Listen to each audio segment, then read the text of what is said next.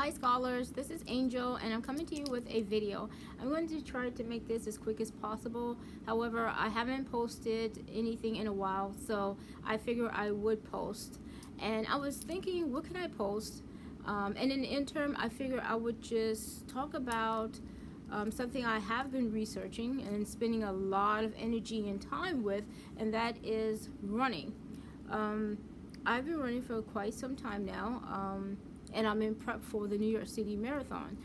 I also am prep for a 50-mile trail run, and I've had some experiences with what I would call technology and training.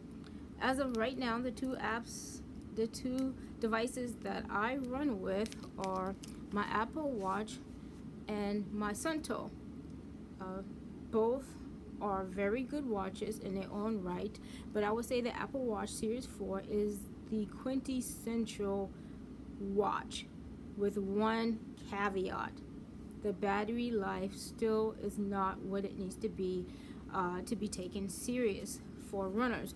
And I'm talking about ultra marathon running, and I'm talking about even if you run 6 hours or less for the marathon, with music playing, with heart rate monitor, this is just not enough battery from my experience. This past weekend I ran my first 31-mile trail run. In runner's term, that is considered an ultra. Anything over the standardized 26.2 miles is considered an ultra.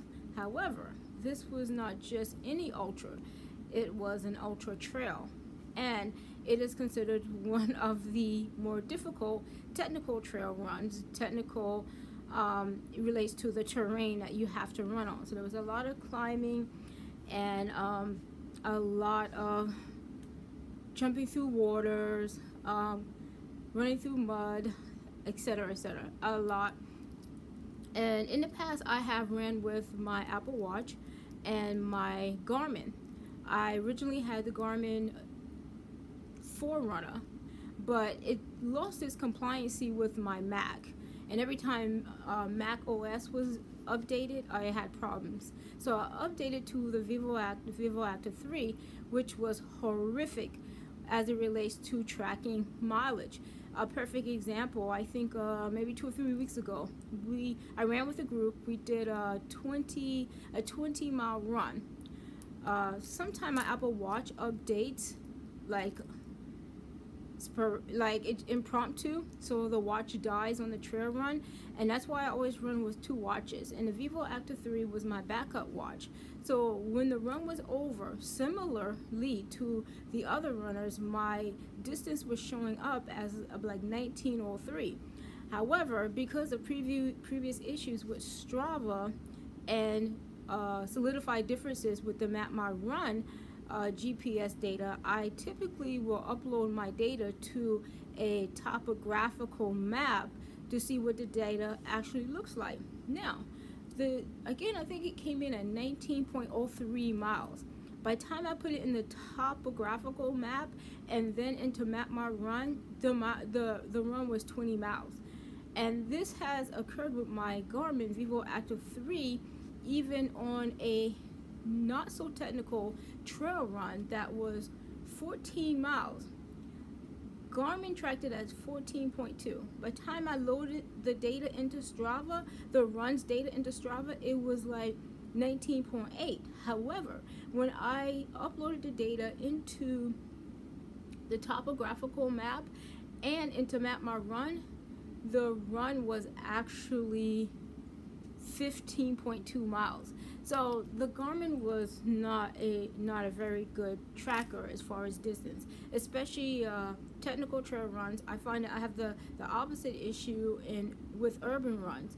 You know, in New York City, if you go for a run, I noticed that sometimes the Garmin will notify you of the mile halfway through the run versus at the mile interval.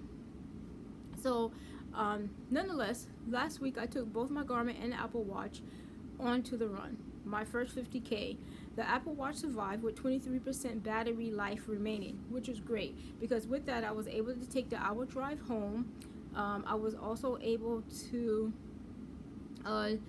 perform 1 hour of functionality exercise, which is basically to make sure I'm not sore and that I can run the next day, make sure I'm not waking up and can't move and all that type of stuff, and then like just chillax for about 2 hours before changing watches. So the Apple Watch survived, and the Garmin died at 4 hours 45 minutes and about 40 something seconds. So again, as I stated, I have the New York City Marathon coming up, but before that I have a 50 miler, which I may downgrade to the 50K. I'm not sure. These runs are very technical, and I'm not sure I've given myself enough time to acclimate and adapt to the terrain to be successful. And I don't want to hurt myself because the last weekend is when I sprained my finger. And I thought my foot was sprained, but it's not, thankfully. But it's almost a week later, and I still have some soreness. Therefore, I'm not sure. Like there's a 50K this weekend. I'm gonna opt out of it and just run the city street, do some road miles, rather than spend hours and hours jumping over rocks. Because I'm just not that good at it yet. So to salvage my running self-esteem, I'm just gonna kind of probably step away for a week or two and just focus on regular training and running and enjoying the process. So I noticed that the Garmin did not survive the run, so I was too tired to post the same day. So the next day I posted my recovery run on Strava, and I made mention that I had a problem with my devices, and I wasn't sure that either of the devices would survive a 50-mile run. And in addition to that, I think Tuesday, I ran 16.4 miles, hilly miles, in a not very hilly, not very technical trail run for 3 hours, and I noticed the Apple Watch was already at 30%. So how this watch is going to make a marathon, even if it's 3 hours or 3.5 hours, is beyond me, because music blasting, heart rate monitor going strong, miles, it doesn't seem probable. Nonetheless, Apple said it, so I don't know. So we will see. But I posted the technical, the technology difficulties I had on the run regarding my devices, and someone posted a link to the Suunto watches for Amazon. So I checked the watches out. Being a veteran, if I order through a military site, I get like tax-free. So I went with the site because I could get like a better watch, and kind of leverage it out a little bit by not having to pay taxes. Sort of, kind of. But either way, I ended up with the Suunto watch. Really nice. Not the highest caliber, but the second highest caliber. So a nice balance.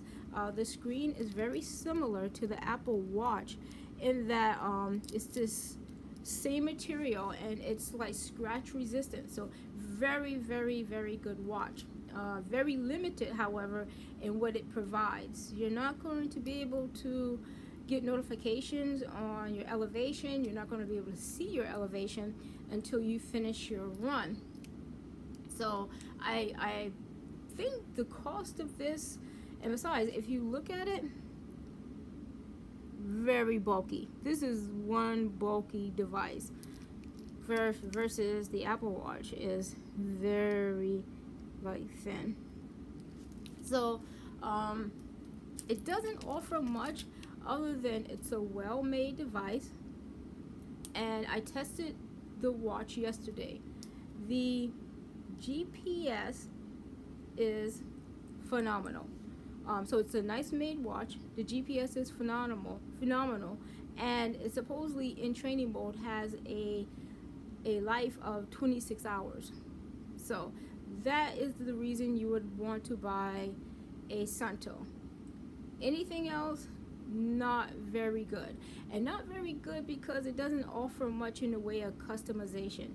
You cannot customize this to, I mean, it'll let you know when you hit a mile on a run, and you could do what they call general notifications. But the Work Outdoors app that you can download for the Apple Watch will let you determine, okay, I want to know when I burn 500 calories. I want to know every mile. I want to know every hour. I want to know every time I hit 1,000 feet in elevation.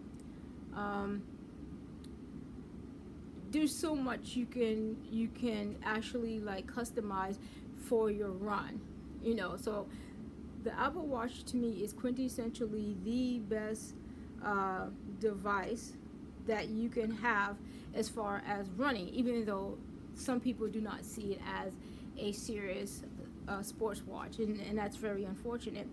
And the other watch that I ended up with for now is the Suunto. However, I think I would like to try the Fenix because Strava originally, my community geared me towards the Fenix, but I went with the Vivoactive 3 because it was less expensive, but the mileage is horrific.